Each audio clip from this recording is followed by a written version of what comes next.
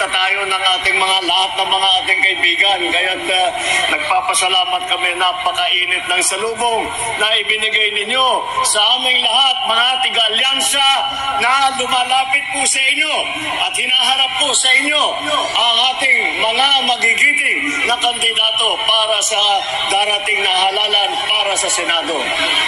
Alam niyo po, ako po ay nandito po, hindi malakas po ang loob ko na iharap sa inyo ang ating mga kandidato.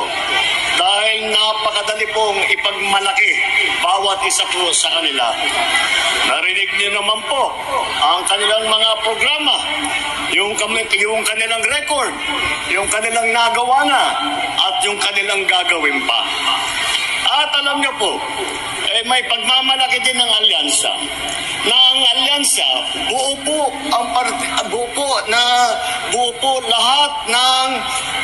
lahat ng kandidato ng bawat pwesto na nang mamimili kayo sa halalan na ito, lahat po sila meron po tayong kandidato. Kaya po, ang dahilan po dyan, dahil yung ibang grupo, sinasabi niyo, paano nyo nabuo yung napakaraming tao na para sumama sa inyong alyansa. Yan po ang ibig sabihin ng alyansa. Dahil po kami ay may panindigan.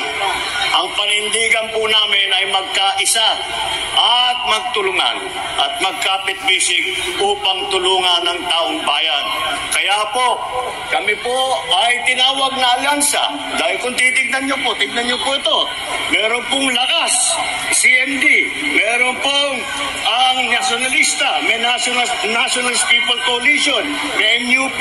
Kompleto po. Meron na kompleto po ang lahat ng mga iba't ibang partido ay kasama po natin. Dahil po, isinantabi na muna namin ang aming mga partido para magkaisa, para gawin lahat upang tulungan at pagandahin ang buhay ng bawat Pilipino. Narinig niyo naman po ang kanilang mga talumpati at maliwanag na pagka tinignan po natin ang ating mga kandidato, pag inisa-isa niyo po, ay makikita naman ninyo, di kalidad po itong mga grupo na ito. Talaga kung ako man, ay iniisip ko, kung ako ay tumatakbo bilang senador sa kabilang partido, ay palagay ko may nervyosin ako ng konti at sasabihin pag ito yung mga kaharap ko, ito yung mga nakatapat sa akin na bilang kandidato ng Senado, ay mapapaisip po ako dahil masyadong mabibigat ito. Masyadong kilalang marunong, mahusay, matalino, masipag, at pinakamahalaga ay nagmamahal sa taong bayan, nagmamahal po sa Pilipinas. Kaya naman po, tignan po natin ang ating grupo kung ano ba ang kanilang mga pinanggalingan, ano ba ang kanilang pinagdaanan. Alam niyo po, 8 dito sa 12 na kandidato natin para sa Senado, 8 po sa kanila ay dumaan na sa Senado. Andiyan po, Senator Cayetano, si Senator Lacson, si Senator Lapid, Senator Marcos, Senator Pacquiao, Senator Revilla, Senator Tolentino, at si Senator Soto. Si Senator Soto, hindi pangkaraniwan na senador ito. Naging Senate President. At alam niyo po, nung ako'y senador, siya po yung Senate President namin. At kaya naman masasabi ko na nung panahon niya, maayos ang takbo ng Senado. Dahil magaling po siya. Magaling po siya humawak ng Senado, nakakahanap siya lagi ng kompromiso kahit na nagtatalo-talo po kami. Malamig po kasi masyado ulo nito, kagaya lagi niyang sinasabi. Madali naman akong kausap eh. Hindi lang niya sinasabi yung totoo po talaga. Kaya magaling na naging Senate President ang ating butihing Senator Tito Soto. Ang 7 naman sa ating mga senador ay dumaan naman sa mababang kapulungan sa House of Representatives, naging congressman po. At sila po ay matagal na nasa legislatura. Andyan po ang Congressman Abalos, Congressman Bimay, Congressman Cayetano, Congressman Marcos, Congressman Pacquiao, Congressman Tulfo at Congressman Villar. Tama naman, dahil mahalaga po na kapag kayo ay kayo ay isang senador na nauunawaan ninyo kung ano ang patakbo sa mababang kapulungan upang maging maayos ang pagpasa ng ating mga batas, upang maging maayos ang proseso sa pagdidinig. Yun po ang mga mahalaga na tinatawag na karunungan na para sa nakadaan na po sa ating legislatura ay kabisado na po nila yan. Hindi po, ang apat naman po ay nagsilbi sa kabinete o cabinet level na kanilang mga cabinet level na kanilang posisyon.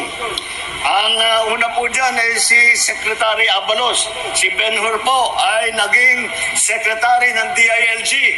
Pag-upo ko po ay aking iniisip. Sabi ko, sino kaya ang dapat natin ilagay bilang Department of Interior at saka local government? Ay kako sa sarili ko, titignan natin kung sino sa madami na marunong talaga at nakakaunawa sa mga issue na hinaharap ng ating mga local government. At naisip ko, meron daw, balita ko, may mayor ng Mandaluyong daw na magaling.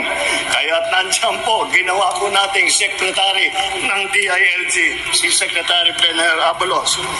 At si Senator Tulfo din, ay siya din po, ay sinabi siya, naisip ko, nung pag-upo ko, iniisip ko, sino ba talaga ang nakilala na walang ginawa kundi nagsisilbi sa publiko, walang ginawa kundi tumulong sa mga nangangailangan, walang ginawa kundi magtrabaho para yung ating mga kababayan na nasa lanta sa mga krisis, yung ating mga kababayan na naghihirap, na namumulubi, sino ba ang magaling tumulong dyan? At kaya po pinili po natin si Secretary Erwin Tulfo na ilinagay po sa DSWD. Andyan din po si Senator Tolentino na dumaan ng MMDA. Alam niyo naman siguro yung MMDA. Yung MMDA, Metro Manila Development Authority. Mahirap po na trabaho yan. Sa pagkakaisa mo, lahat po ng mga iba't ibang lungsod, lahat ng iba't ibang bayan ng Metro Manila, na ipagkakasundo mo lahat yan. At para magawa ng maayos ang patakbo ng traffic, maayos ang daloy ng traffic, maayos ang law enforcement, maayos lahat ng mga plano para pagandahin ulit ang patakbo ng MMDA. Yan po ang naging trabaho po ni Senator Tolentino. Pero lumampas po siya sa Metro Manila dahil di ko po makakalimutan noong tinamaan ang Region 8, Region 7, Region 6 ng Yolanda. Kami po ako nasa Tacloban po, nag-aantay kami, nagmamakaawa kami sa national government na magpadala ng tulong dahil sa dami ng pangangailangan. At alam niyo po, nagulat na lang po kami. Biglang isang araw, may nagsabi sa amin, nandyan si Chairman Tolentino, dala-dala yung mga heavy equipment ng MMDA. Sila po ang nauna na nakarating. Ganyan po ang serbisyo na binigay po ni Senator Tolentino. Ang isa pa po na humawak ng pagtulong sa pagdaan po ng Yolanda ay si Senator Ping Lacson. Dahil siya ang tinagay na namuno ng Yolanda Rehabilitation Commission. Yung po naman ay nakalampas na yung bagyo, paano patatayuin ang mga bahay? Saan natin ilalagay? Ano ang mga natutunan natin na huwag natin maulit para hindi tayo mabaha ulit? Lahat po, plinano po ng rehabilitation, Yolanda Rehabilitation Commission, plinano po ni Senator Ping Lacson. Pero Senator Ping Lacson, hindi lamang yan ang naging katungkulan niyan. Si Senator Lacson, naging hepe ng Philippine National Police. At kung maalala ninyo, ang una niyang sinasabi, ang una niya pong ginawa, pinagsusukat niya yung mga tiyan ng mga pulis. Tinitignan niya kung masyadong mataba, ibig sabihin hindi nagtatrabaho, pinag-jogging niya. Ngayon, wala ka na makita ng malalaking tiyan dahil inayos na po ni Senator Lacson. At nung panahon ni Senator Lacson, yung acceptance, yung approval rating ng PNP, ng mga pulis natin, ay napakataas. Hindi na po naulit yung ganung klaseng rating nung nangyari nung panahon ni Chief PNP, General Lacson. Alam na po nila, makita mo, pagkatitignan nyo po, maliwanag na maliwanag. Alam na po nila ang trabaho sa gobyerno. Alam na lang. Wala na, ito yung mga klaseng tao, mga klaseng nasa sa serbisyo publiko na hindi basta, kung minsan hindi na lang nagsasalita at basta ginagawa na lang ang trabaho.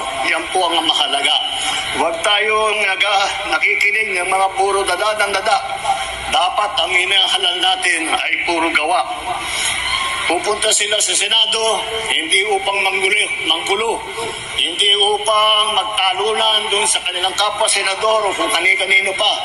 Sila ay nandyan sa Senado upang magkaisa at ipagbuo ang magagandang batas na kinakailangan ng taong bayan. Yan po ang estilo ng ating mga kandidato.